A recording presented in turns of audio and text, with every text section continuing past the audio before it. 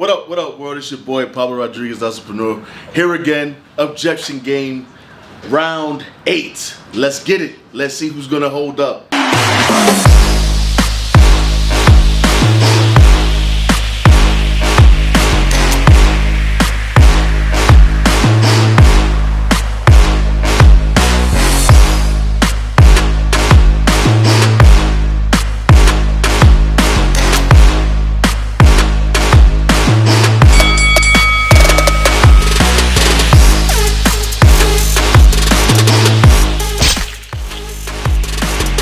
Alright, so who's gonna be first today? I think last time I started with the OG. Hold up, let's hit it.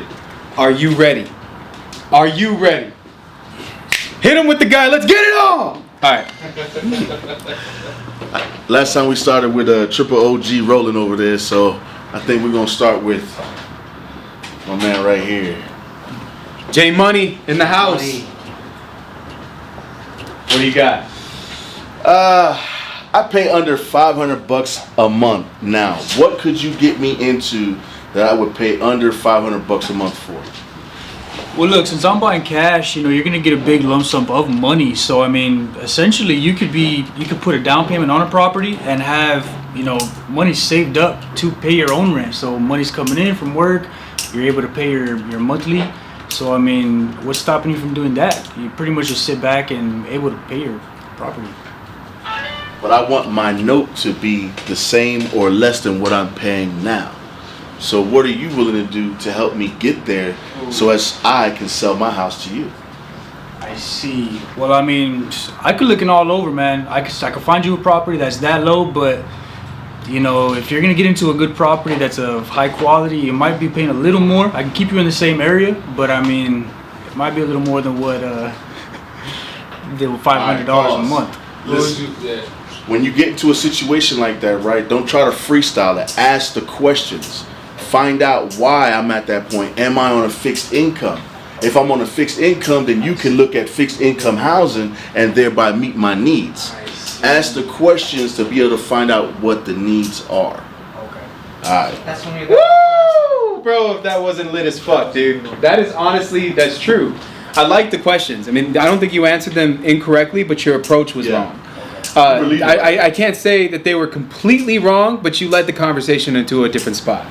You should be probing the questions. You know what I'm saying? Question probing. So like typically, what I'll do is I'll ask. You know what I mean? Well, I mean, why do you got to stay at that price range? What's the reason? I mean, are you afraid to upgrade your house? I mean, what can you afford? How much money you make at your job? Are you currently employed? Are you on disability? Are you getting benefits from the government? See what I'm saying? Now I am in control. I am taking control. So try that and see if that works. Run it up, Paulo. Get the next one. Let's get it. So for Jose, I got something special. This ain't even on here. Alright? And you just got a hint as to what can help you on this one. Okay? With what he just went through. Alright? Man, listen. I don't care what Bexar County says my square footage is. My house is for sale for $170,000.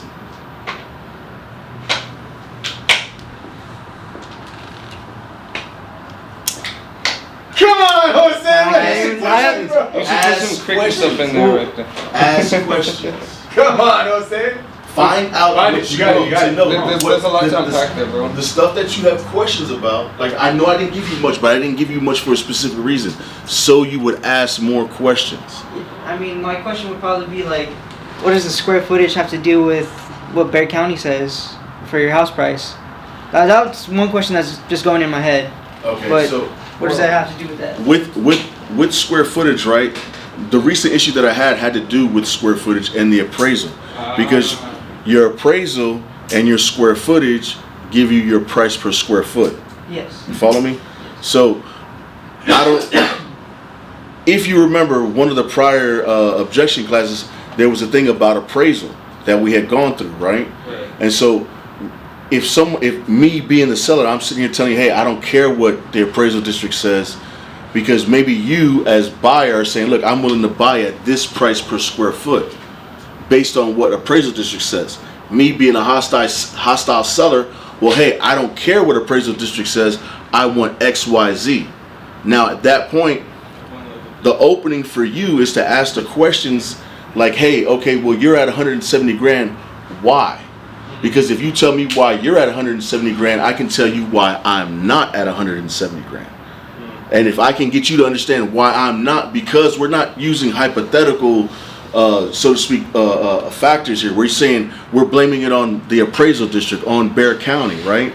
So sometimes when you're in that type of situation, you can kind of leverage your negotiation tactics, so to speak, because you're using the fact that, hey, listen, it's not me trying to lowball you.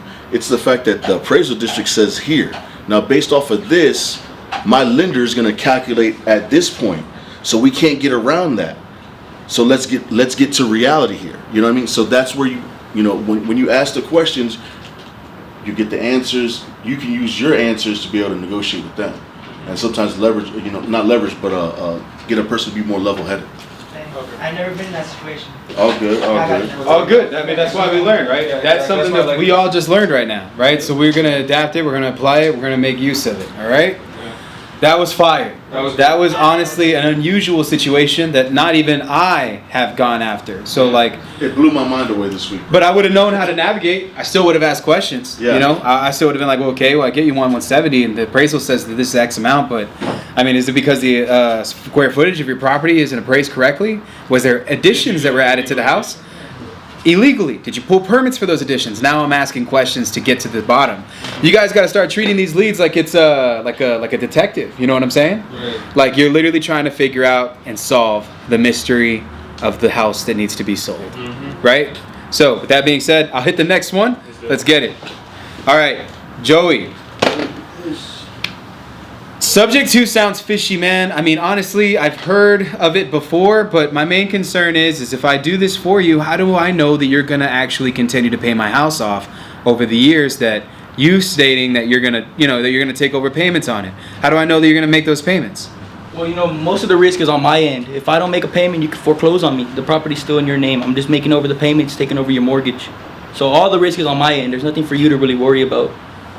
Well, how do I know you have the means in the event that something goes wrong? I just don't want to. I want some type of assurance. What assurance can you give me that you're going to make this payment?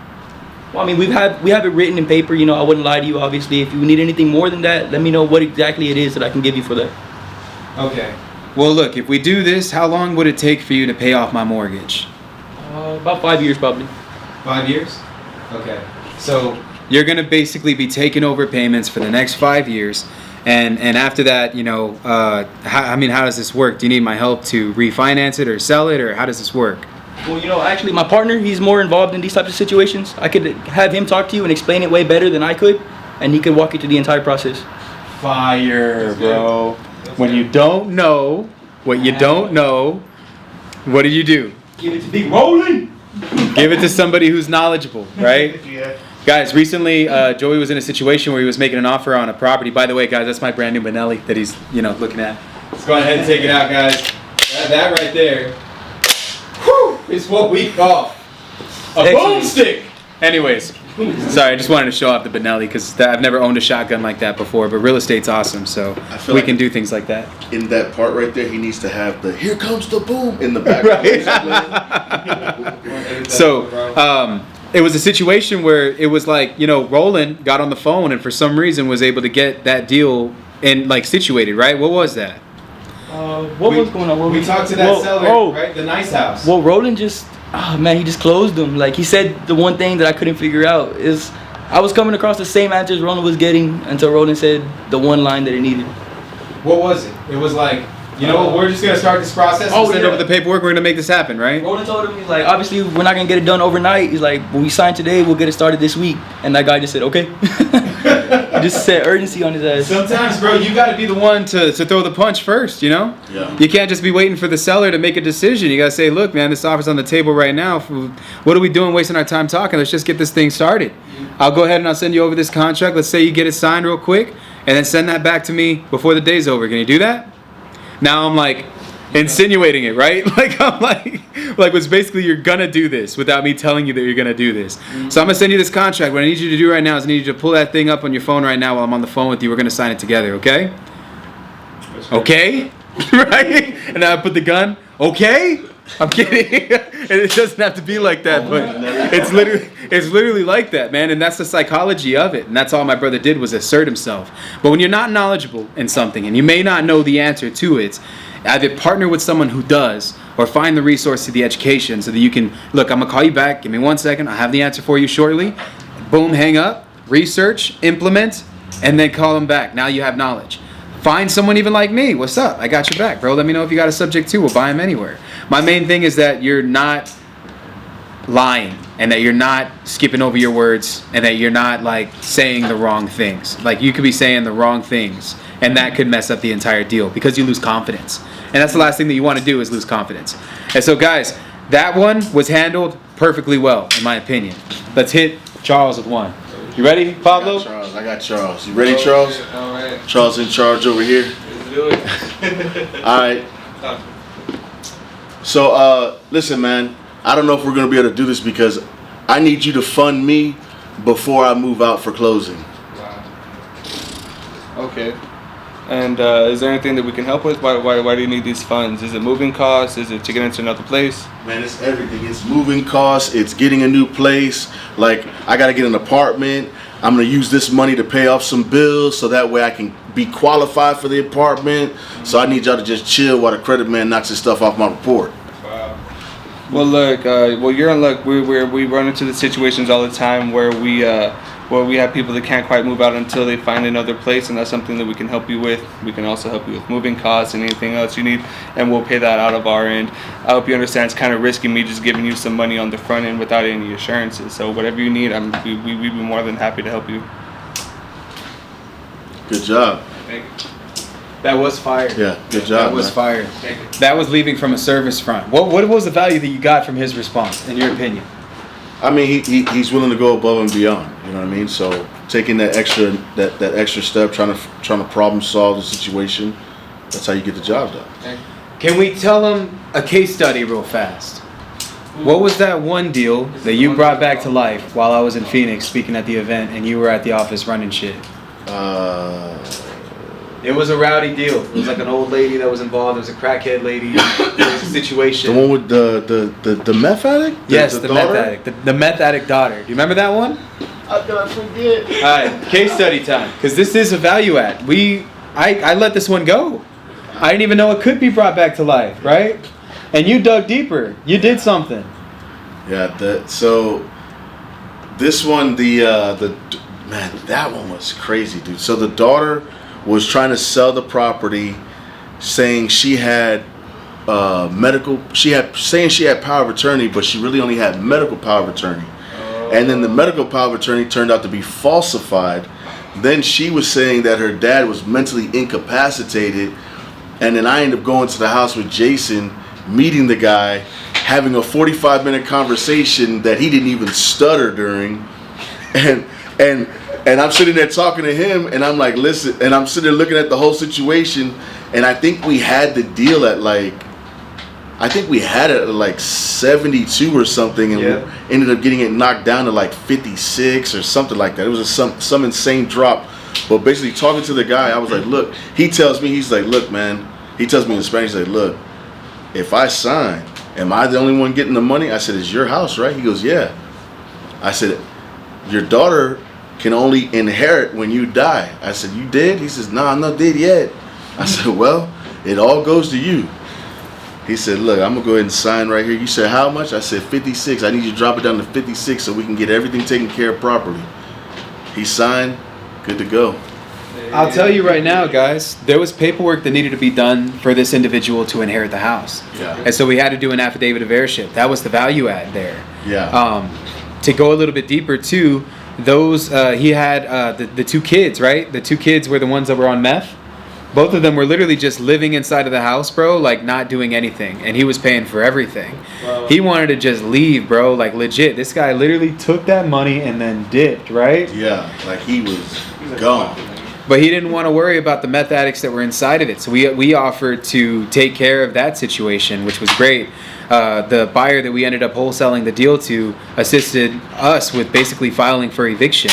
And we were able to get the meth addicts out. They moved on with their lives. And we were able to solve that problem by getting this guy to inherit the property. And then we closed on that deal. And the value add was there. He was able to leave that property behind because he didn't care to live in it anymore. And so, guys, I mean, like literally, sometimes it's all about just figuring out what the hell the situation is. And then, boom, you value add until you know that you just left a huge impact on this person. Remember we talked about like the 3 things that a seller cares about, right? Number 1 is what? The service that we provide, right? Number 2 is the impact that we leave on them when we walk out of that place. Are they going to remember us and they know that we're going to be the ones that are going to deliver this service? And then number 3 is the amount of money they're going to make. The amount of money that they're going to make, they'll sacrifice that if the impact was strong enough and the service was strong enough. Guys, Jose's deal, the one that he closed, right? Those ladies, the lady and her husband, Armstrong, Mr. Armstrong, right? Guys, not only did we buy their property, I paid for their service for 4 months to come in here and clean our office twice a month. They had a cleaning company. So not only did we buy the property, I also paid for their service. They had people that were offering 109, like 110, 115. Why did he go with us? Because I left the impact. Because I talked to them.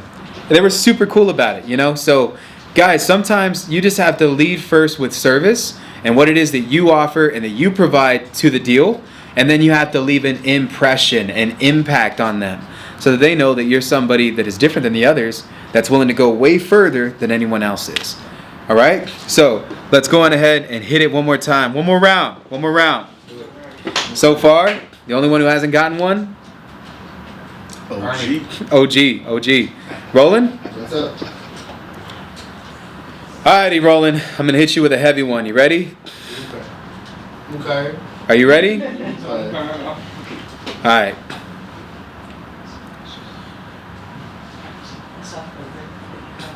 I'll tell you what. I'm willing to sell you my property, but I don't sell to Mexicans. Okay. Well, I'm gonna be honest with you. I am Hispanic and Irish. I don't know if that works for you, but if not, we do have a couple of people in here that are white, preferably, and I could have my friend Charles here go down there and talk to you, and you know maybe you'd be willing to sell to him. Personally, I don't deal with racist pieces of shit. That was honestly the best way to overcome that objection. I only put that on the list because Leon had faced that objection so many times. Leon was like, well, that's great because I'm not Mexican. I was like, me neither. Me neither. Bro, it made me think of that Dave Chappelle skit with where he's a Klansman. He's a Klansman, but he's blind and doesn't know he's black. This is one of my favorite skits. Oh my God, bro. That was honestly, guys, we don't deal with racist people here. So if you deal with a racist person, you should just hang up the phone because they don't deserve your business. I don't care if they like, I don't sell to black, white, Hispanic, Jewish, whatever, bro. We don't deal with that here. So that's not a solid objection that you have to overcome. You should literally throw that back in their face and just straight up, well, we don't do business with racist bigots, so I guess this is the end of our conversation. Beep. Then you hang up and go on the other one. You should never be afraid to fire clients. And I say this all the time, man. If anybody's ever being a dick to anybody in this office, we don't need their business. Now, every now and then, it does work a little bit. It worked one time, I think, on a deal that Leon was working on, right? Where some guy was basically calling you an idiot.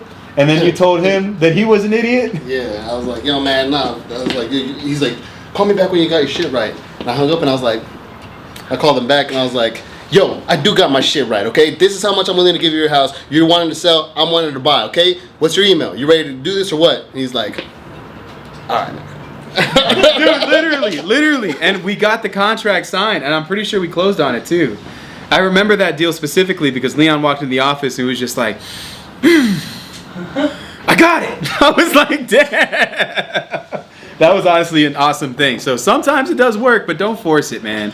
You know what I mean? And that is a very rare occasion that actually happens. But never let anybody be a dick to you, and don't be afraid to hang up and go on to the next call. Hit him with one, Pablo. We're going to start with Josh and then swing it around again. All right, let's see, Josh. I'm trying to think of one I had recently. Oh, I got you. All right, man. The guy that just left the house, bro. He was offering more money than you, and he even told me. He said, "You know what? Whatever you offer, he'll do $1,000 better." Okay. Well, why didn't you take that offer? Because I wanted to see what you were gonna offer, so that way he can go $1,000 higher. I see. Well, you know, sometimes people do go over just to knock it down later on in the process. What I am, you know, I feel like I did speak this already, but what I am offering you is what I run my numbers by, and that's pretty much where I could be at. You know, I'm not trying to make a deal out of not a deal. So if I could do this and I'm giving you a number, that's where I could for sure perform at. Okay. So what's your so your last number was 165, and this guy came back at 168 before he said that regardless of what you're gonna do, he's gonna beat you by 1,000. So are you gonna beat his 168, or are you gonna stay at 165? Well, how about this? I know you like Quentin Tarantino films. How about I get you a nice limited edition Pulp Fiction movie? I get you some posters and I hook you up with some things that I know you like as a fan. Man, you trying to butter my roll? That ain't $3,000. That's what you're trying to do. You're trying to butter your roll. I'm just trying to get you where you want to be at. You're doing pretty good, man. Stick with where you were going. Stay firm on it. Say, hey, look, we're at 165. I've had that, and sometimes, like you already started out saying you weren't going to chase the rabbit. You know what I'm saying? So stick with that. Even though I came back at you I'm trying to dangle the carrot so you'll jump. You know what I mean? But You know what you should have done? The irresistible guarantee. Yeah. What is that? We talked about this on the last round. That's the paper you guys got, right? I'll tell you, look, man, how about this, bro? I'm not going to prove myself to you or anybody. I'm willing to give you that number because I'm confident in it. If you have somebody that's going to make more money, if you're going to make more money selling your property to someone else, then by all means, go on ahead and do it. But tell you what, let me go ahead and give you this questionnaire. You vet that person. See who you want to do business with. Lewis just got a deal right now. He literally got this lady to drop from 370 to 270. That's a $100K deduction using the irresistible guarantee. Why is that powerful? Because I don't have to convince nobody on anything. You don't convince yourself, right? Ain't nobody tells me what kind of peanut butter I buy. I just get the creamy Jif stuff because it's my favorite. Why? Because I've tried them all. See what I'm saying? So you got to have that same assumption when you're doing your deals. You never have to and by the way, Jif goes hard. I was gonna say. That's my favorite peanut butter. You know what I mean? I eat that shit. Literally takes me 45 minutes to walk off a scoop, bro. Anyways, I just want to talk about that because that should have been what I would have gone. I said, look, I'm not going to prove myself to you or anyone. How about this, man? I hook you up with this thing. You go ahead and vet that guy. If he says he's going to buy that property from you, tell me how much earnest money he's going to put down. If he says he's going to buy that property from you, have him send you a proof of funds letter. If he doesn't have the money, if he sends you something from like a lender or whatever, ask for an approval letter too from that lender. See if he actually has the money. Ask for bank statements.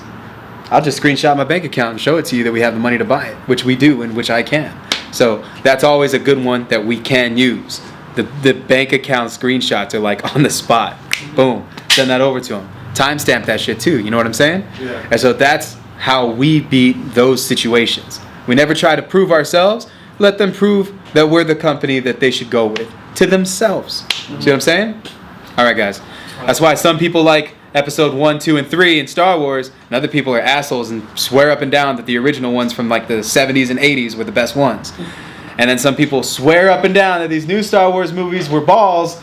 We all know that they were fucking great. All of them were great. Episode 1 was insane. 2 was insane. 3 was insane, bro. When fucking Yoda pulls out a saber against Count Dooku, woo! Bro, that was the shit. All right, moving on to the next one. Sorry, it was just really beautiful and I had to reminisce for a second, all right? All right, Jose. All right. I received your contract in my email. I appreciate you sending over the offer, but your earnest money is at $0. We're wanting at least a $3,000 earnest money contract in this purchase agreement, and I don't want an option period. It says here that I don't have an option period. I want at least 5 days. Fuck. Okay, I had something in mind. I was gonna say. Benelli. Give me the Benelli. I was just saying, like, you know, I mean, the usual amount is 1% of the sale price. So is it okay if I ask why you want $3,000 more or $2,000 extra? Well, when you told me that you were a cash buyer, you said that you were cash. So I mean, what's going to stop you from buying this house and putting down $3,000 in earnest money? I mean, I just don't see any reason to put down $3,000 if I'm gonna completely purchase it cash, like off the bat. So what's the standard that you said? It's 1% of the sale price. 1% of the sales price. Well, look, I'm open to that, but I still, you know, at least want some type of option period in here. 5 days. Because, you know, if you're going to put down 1%, if you decide to not buy it, then I want you to be able to just back out, no obligation. Is that all right? Gotcha. I'll see what I can do. Is it okay if I give you a call back in 5-10 minutes? Why? I just want to speak it over with my partners, you know, just making sure. All right. What do you guys got to speak about? You know, just the terms that you're coming to. Okay. How long are you going to be? 5 to 10 minutes. 5 to 10? All right, then. Let's do it. You had me have too much control, though, Jose. He smacked you up and down. I did. I took too much control over you, brother. Who's your daddy? Literally, I was like, how long you gonna be? Why do you gotta talk to your partner? What is there to discuss? What would you say? What would I say?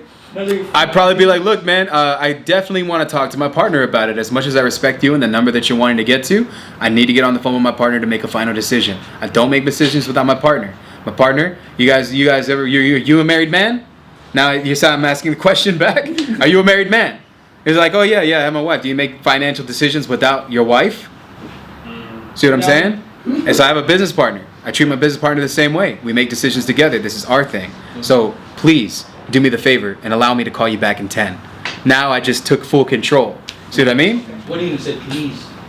Don't even say please. I mean, you could because it's natural for me. It's natural for me. All right.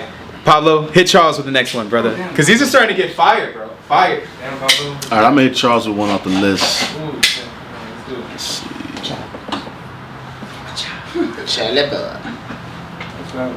Child.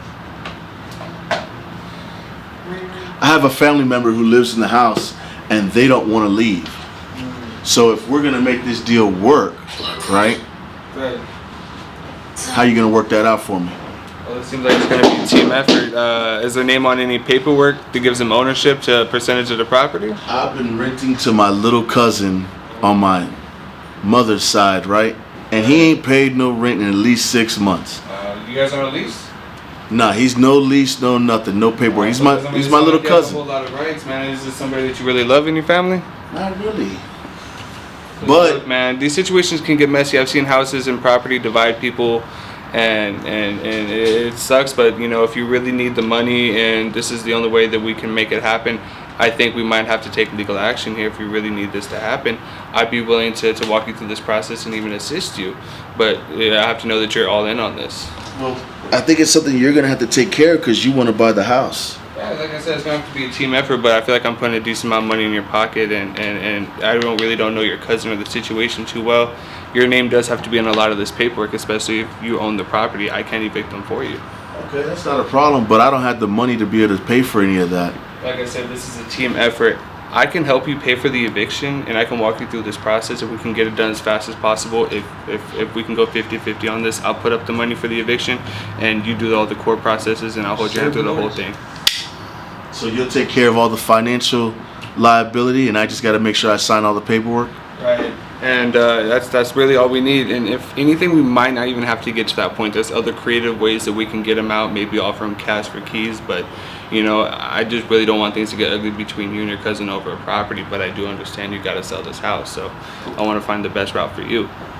You think we could discuss it over steak and fries at PT's? I'll pay for it. Let's go. Oh my God.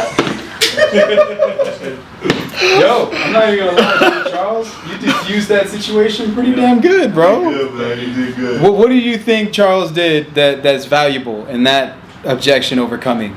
I like that you kept saying you didn't want to split up for them. You didn't want to start beef with them. That's Yeah, he was trying to be a service to not just himself, right, Yeah, or not just to me, but also to the family member, because he didn't know how good or how bad the situation was between us. So he's saying, hey, I'm willing to help him out and you out, even though I could have been like been a dick and be like, no, just help me out. Don't worry about him. You know, get the goons over there and go get him out. But instead, Charles like, no, you know, we'll go about this process, you know, in an upstanding way where, you know, you won't come out like a scumbag, sir. You know what I mean? That was That's a fire. good job. That was way to diffuse it. Way to, you know, find out what the needs were.